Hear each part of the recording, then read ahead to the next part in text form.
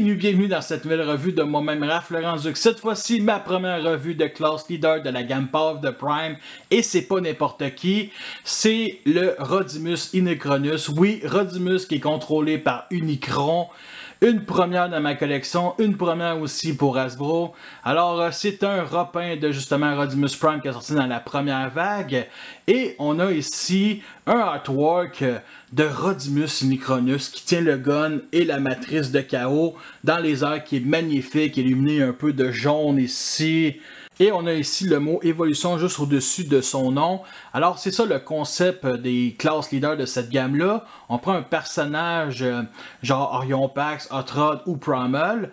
Et ils peuvent combiner avec une armure plus grosse qui est souvent la remorque ou un gros singe pour Primal. Alors j'adore ce concept-là. Et c'est la première fois que Hasbro sortait un Rodimus. Alors moi j'ai la version Fan Project qui date de quoi 8 ans. Alors j'avais pas besoin vraiment d'un Rodimus de classe leader, pour surtout que Galvatron, je l'ai en Titan Return de classe voyageur qui fit parfaitement avec le Fan Project. Alors, un doublon ne m'intéressait pas, mais cette version-là, noire, version Unicronus, pourquoi pas? Et je rajouterais aussi que les boîtes sont encore plus grosses que la gamme Titan ou comme No Wars. Sur le côté gauche, on a un toit qui est très différent de celui qui est en avant pour une des rares fois de la part d'Hasbro. Alors, c'est Hotrod ou plutôt Nemesis Hotrod. À droite, on a la même chose que les classes voyageurs. On a la petite phrase choisis ton Prime et bien entendu les 12 symboles des Primes. Et sur le dessus, la même chose que les classes voyageurs aussi, la petite fenêtre avec la devise choisis ton Prime et le nom de la gamme. À l'endos, c'est indiqué que ça se fait en 5 étapes de la voiture au mode truck, 14 de la voiture à Nemesis Hotrod et de 28 étapes du mode truck à Rodimus Unicronus. Alors l'armure est amovible, ici c'est la remorque qui forme l'armure justement. Alors à la droite, on a un choix aussi de remplacer la matrice du chaos qui se met en plein torse par un Prime Master, ça fait que ça c'est ceux de la vague 2. Et bien entendu, toujours une petite phrase qui veut rien dire. Lorsque le héroïque Hotrod est corrompu par la matrice du chaos, il devient Rodimus Unicronus, un serviteur du mal dont le seul but est de détruire la matrice de commandement. Hotrod ou Rodimus a toujours été un personnage mitigé, il se fait beaucoup détester, et là je trouve que ça donne une bonne raison de le détester encore plus. La petite carte qu'il nous faut avec les mêmes informations que sur le devant de la boîte. Alors le Prime qui est associé avec c'est Micronus, alors il se lie à d'autres robots pour dévorer leur étincelle. Zombie, pourquoi pas? Alors la notice qu'il nous fournit avec ici qui montre du mode Rodimus Unicronus en mode robot au mode camping-car ici qui était très facile à faire. Au landau, on a le mode camping-car à la voiture, puis après au Nemesis Hotrod tout simplement. Il montre aussi ici les autres options, fusion des armes, la matrice du chaos qu'on peut mettre en dessous du torse. J'en ai jamais vraiment eu de besoin pour la transformation qui est très facile, peu importe le mode. Alors, comme les classes voyageurs, il nous vend aussi un genre de fond ici qui est parfait pour prendre des photos.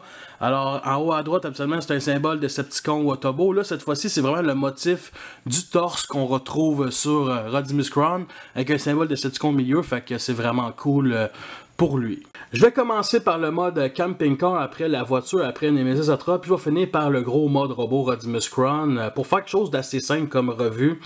Alors, cette version-là est inspirée énormément de la version Fan Project qui est sortie il y a quelques années. C'était bien entendu la remorque qui, grâce à des pièces à l'intérieur, pouvait former avec le jouet de Hotrod classique un Rodimus de taille voyageur à peu près.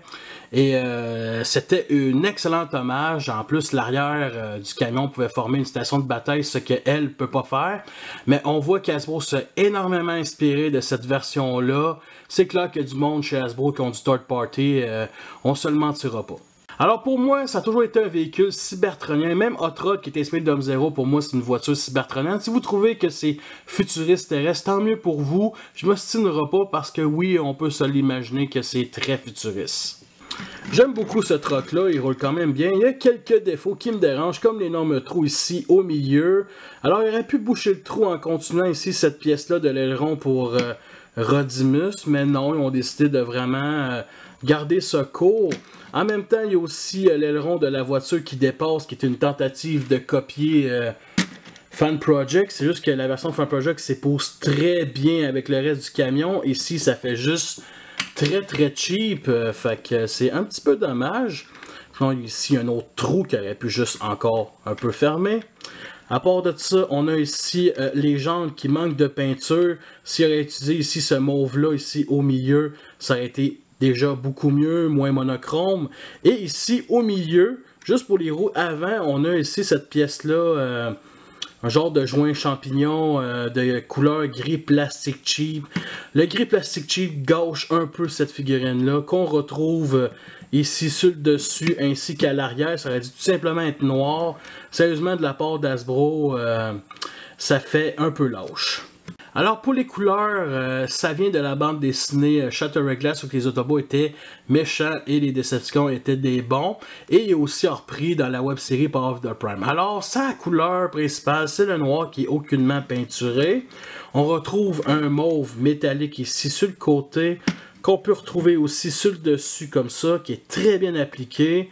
À part de ça, on a du silver ici pour les pipes, qu'on retrouve ici. Habituellement, il est supposé avoir un moteur surélevé. Ils ont vraiment décidé d'abandonner on va dire ce petit concept-là. Sinon, on a du gris peinturé ici sur le côté qu'on retrouve pour les phares avant ici, qui est aussi très bien appliqué. À part de ça, on a ici du mauve avec le symbole Decepticon ici, qui est aussi très bien peinturé. Alors justement, les autres symboles Decepticon, c'est ici, ce sont des stickers qui est mi-croche. Celui de l'autre bord, il est mis un peu plus droit. Sérieusement, les stickers, il faut qu'ils abandonnent ça. Là. Sérieusement, là. Sérieusement, là.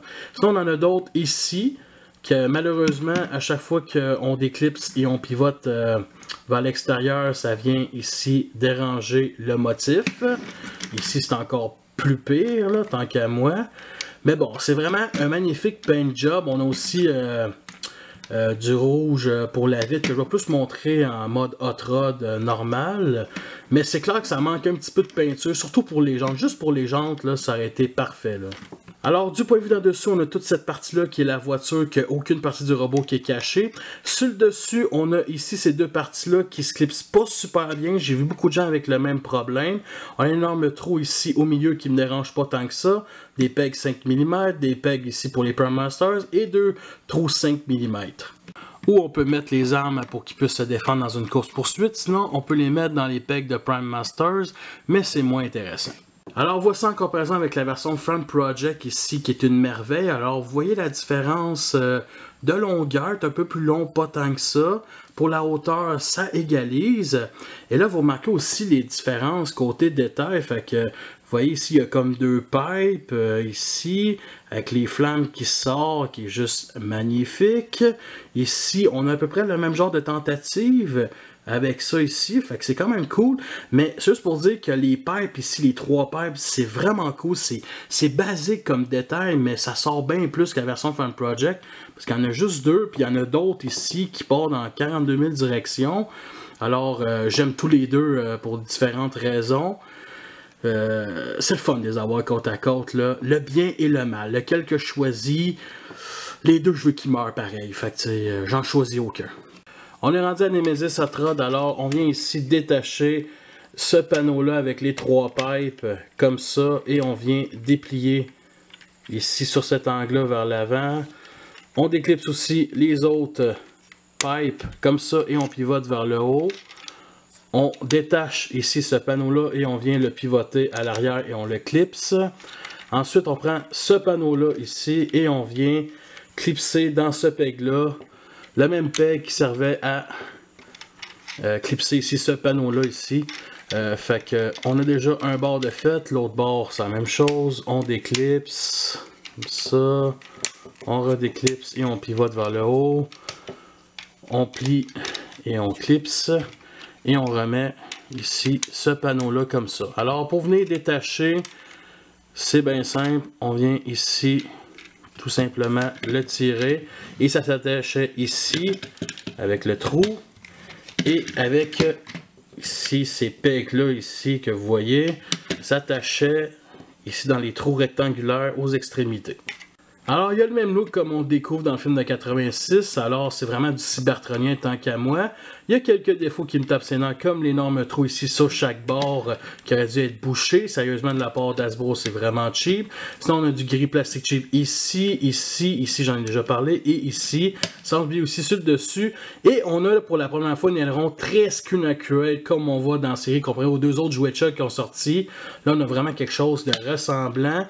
Par contre, c'est du gris plastique cheap, ça aurait dû être silver, ça a été 10 fois plus beau, on a même quelques petits détails ici par-là.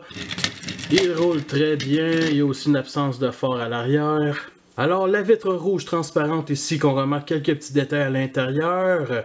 Au centre, c'est un pivot. On voit aussi la tête de Rodimus Chrome.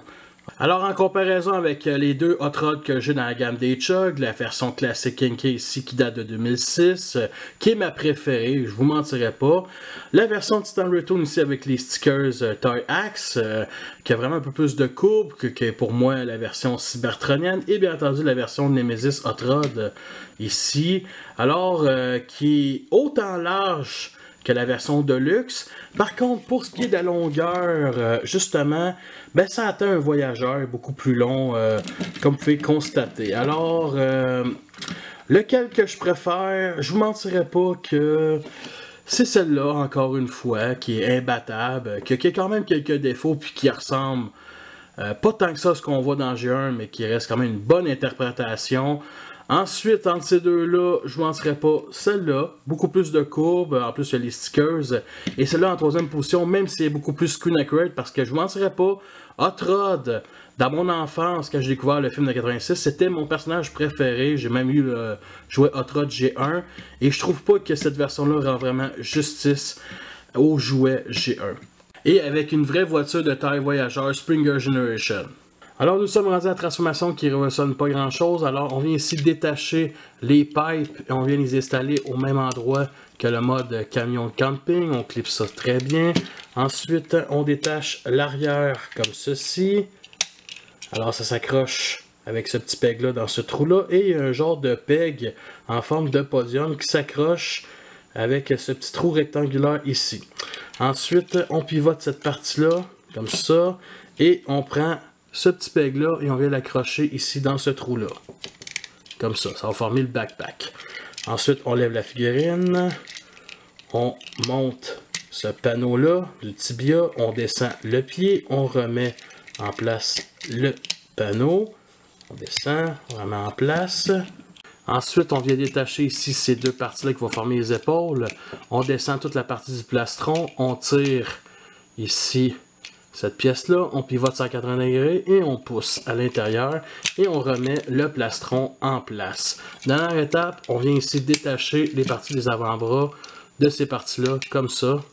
Et le voici en mode robot et il est quand même assez ressemblant à ce qu'on voit dans G1. Alors, il y a quand même quelques défauts, à part bien entendu les parties grises. On a ici une fausse pièce du torse qui représente bien entendu le devant du véhicule ici, qui est juste un peu plus gros.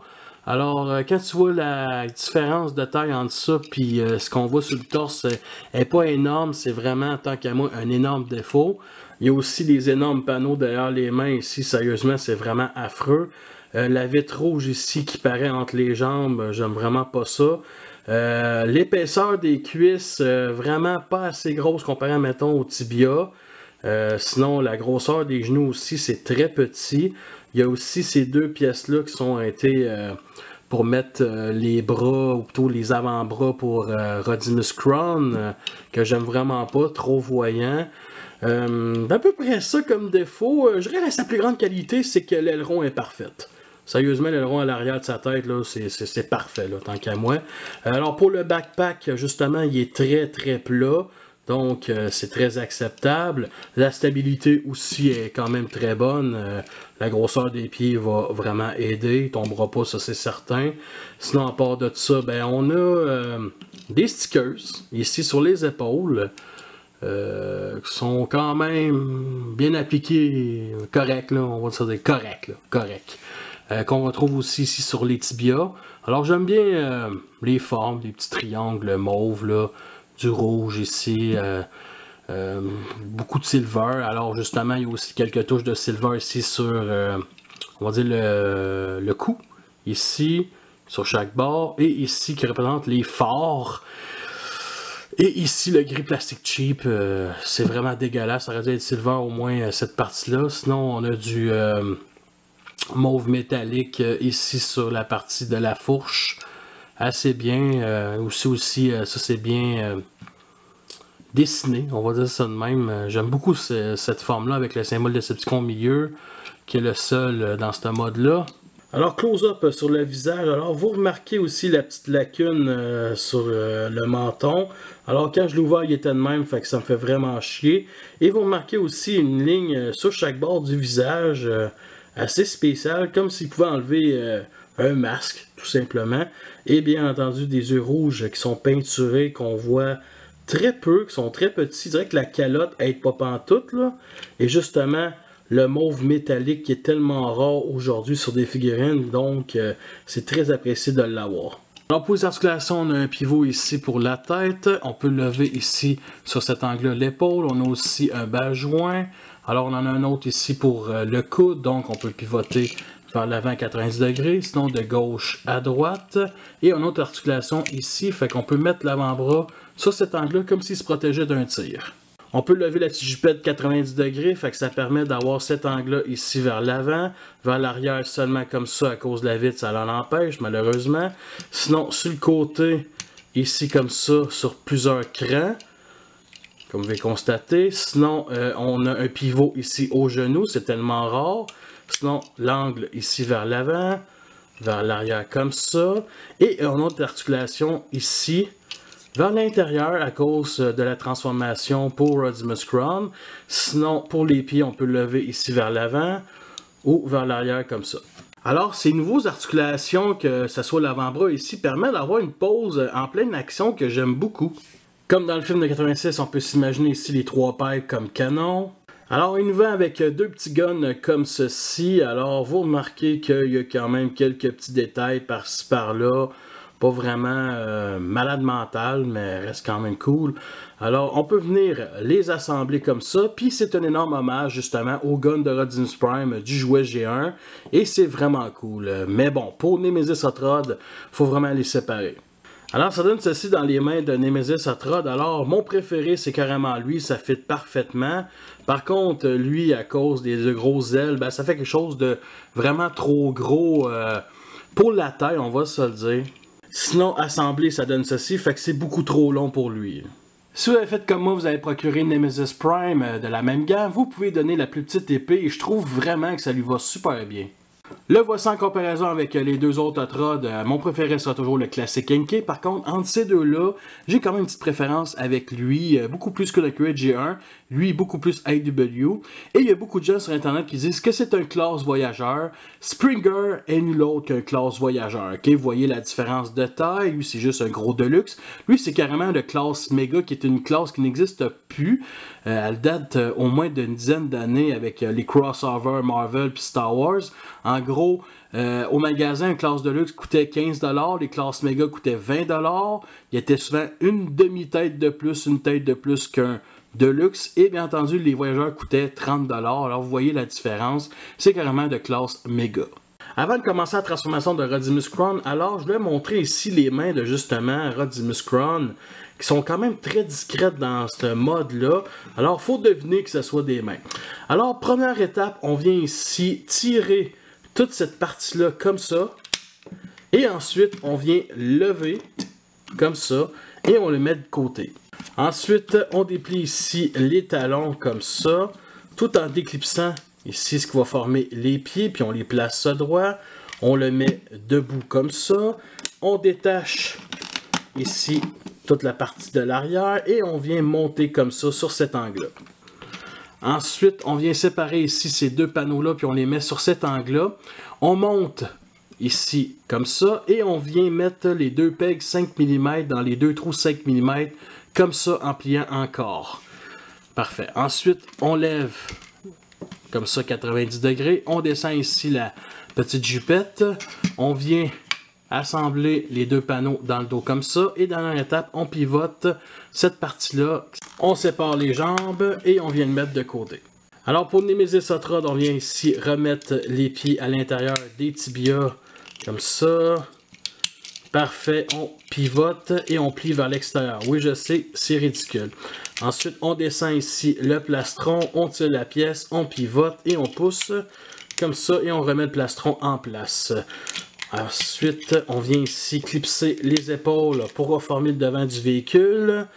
On plie vers le haut les deux avant-bras comme ça.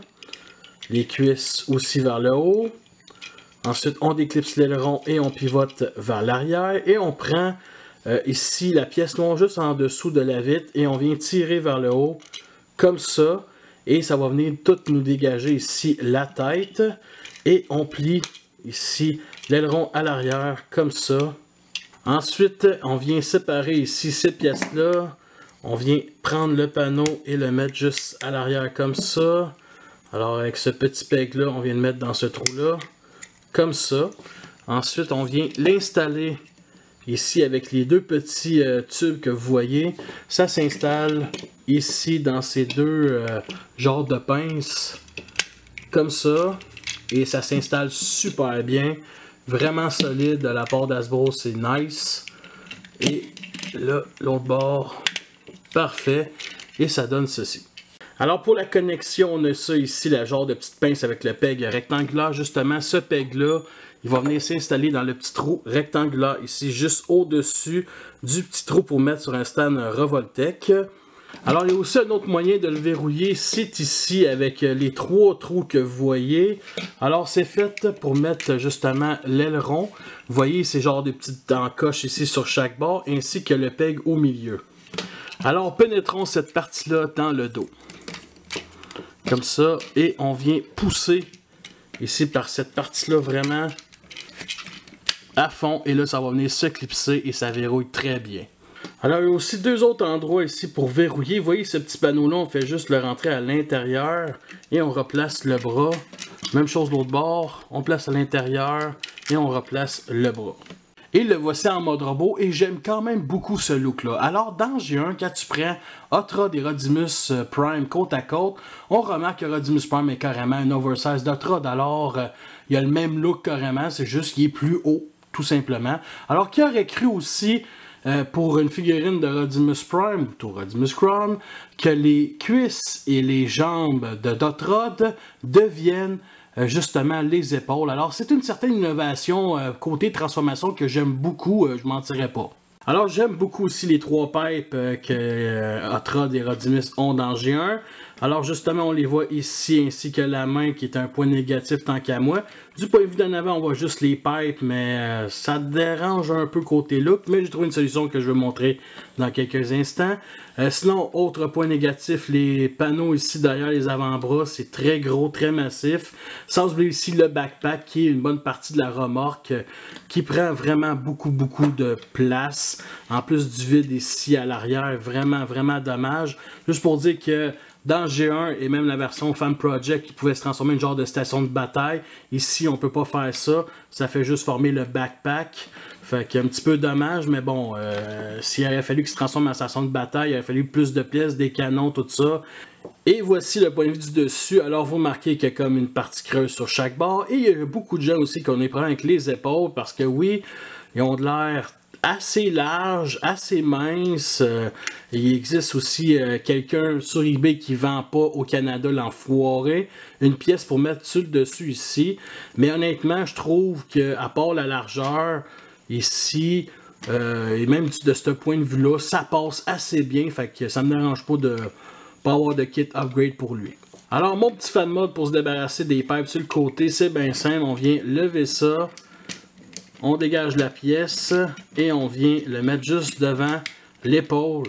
Comme ceci, on place bien entendu le bras droit. Et on vient mettre, comme ici, sur cet angle-là. Là, on lève. On essaie de rendre ça égal.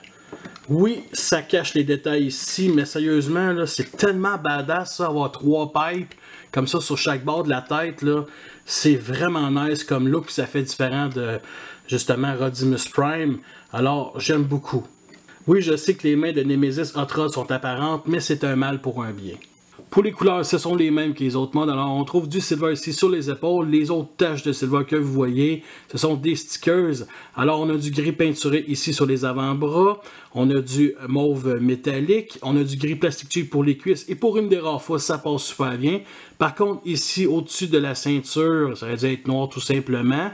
Alors, close-up sur le sticker ici, juste en dessous du genou. Alors, c'est écrit Rodimus en mauve. On a un rectangle rouge, des petits éclairs. Sinon, l'autre...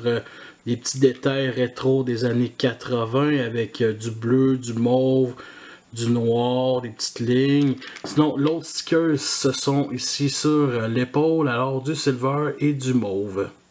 Et avec sa tête, avec un paint job incroyable qui nous rappelle bien entendu la tête d'Unicron avec la visière rouge, le visage gris, bien entendu la moustache noire et les deux cornes mauves qui nous rappellent des détails justement sur le visage de Rodimus Prime. Alors c'est vraiment génial aussi qu'on n'ait pas pris la tête originale de Rodimus parce que honnêtement c'est ça le concept de ce personnage-là. Unicron qui prend possession de Hot Rod et ensuite qui devient Rodimus Unicronus. Et bien entendu, sa tête nous rappelle aussi un chanteur rock du groupe Motorhead, Lemmy Kilmister. Pour les articulations de la tête ici qui est sur un pivot, fait qu'on peut descendre et monter la petite pièce grise, mais c'est dû à la transformation. Vous remarquez aussi l'énorme défaut, aussi le trou. Alors, on peut monter ici toute la partie de l'épaule sur cet angle-là. Ça se pivote ici comme ça. Sinon, ça se pivote ici, 60 degrés comme ça. On a un pivot ici. Ensuite, on peut plier un peu plus que 90 degrés toute la partie de l'avant-bras. Et pour une des rares fois, on a ici la main qui peut se pivoter. Alors, l'autre figurine de classe leader qui peut faire ça, c'est Megatron comme No Wars. Alors, on peut lever ici la petite jupette comme ça. Alors, on peut mettre sur cet angle-là comme ça, vers l'avant ici. Vers l'arrière, ça pogne dans le trailer, fait qu'on peut l'enlever et mettre ça comme ça.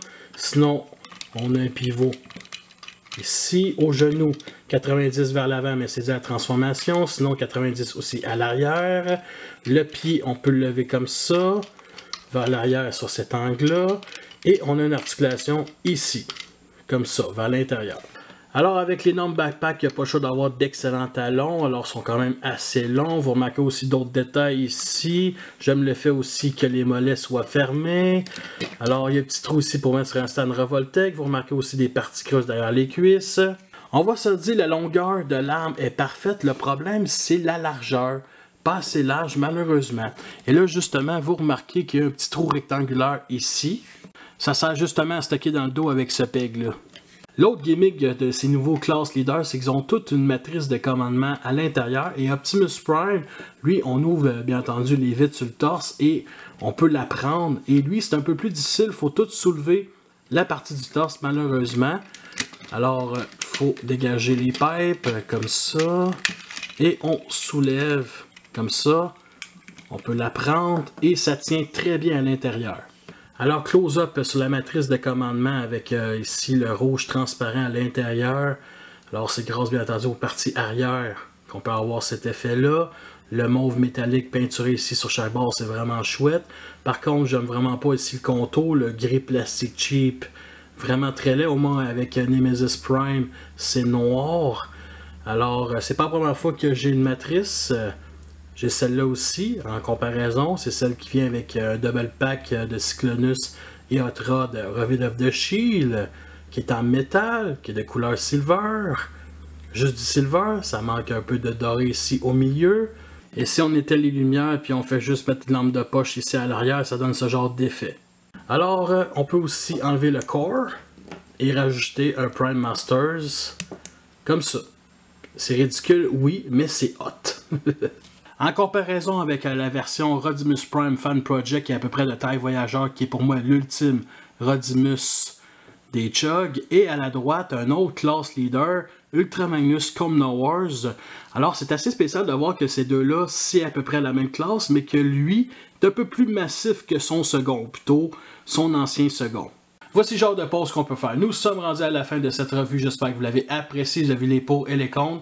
C'est une figurine que je recommande chaudement, mais seulement en Rodimus Crown, ok? Parce qu'en Rodimus Prime, je recommande bien plus la version classique avec le kit Upgrade Fan Project. Il y a bien plus d'options à faire que cette figurine-là, qui reste quand même pas mal pour leur premier Rodimus Prime de la part d'Hasbro. Sérieusement, je ne l'haïs pas cette figurine-là. C'est pas la pire figurine de la gamme, mais c'est pas la meilleure.